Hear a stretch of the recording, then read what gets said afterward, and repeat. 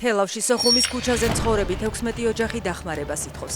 ადგილობრივები იტყობინებიან, რომ მათ სახლებთან ახლოს მიწა იშლება და საფრთხის შემცველ გარემოში კიდევ ერთი ღამის გათენება უწევთ. მთავრობა მობილიზებულია მხოლოდ ქალაქის ცენტრში, გვითხრეს ჯერ თქვენთვის ვერ მოვიცლითო, ამბობს ერთ-ერთი ადგილობრივი მთავართა. სტიქიური უბედურება ყველა ქვეყანაში ხდება, აცხადებს ინფრასტრუქტურის მინისტრი სტიქიის ზონიდან და ირწმუნება, რომ თელავში თუ სადმე რამე უკანონოდ არის აშენებული, ხელისუფლებას რეაგირება ექნება. სოხაძის თქმით, სტიქიის დროს დამბებმა თავისი ფუნქცია შეასრულა. გაუწმენდავი დამბები და ქაოტური მშენებლობა თელავის ხევის კალაპოტიდან გადმოსვლის მიზეზებად სახელდება. მინისტრ სოხაძის პასუხად ოპონენტები სპეკულირებენ. მაღალი ალბათობაა, რომ ლინცი გრემი რუსეთის სპეცსამსახურებმა მოკლეს, აცხადებს რუსი ოპოზიციონერი სოციოლოგი იგორ ეიდმანი.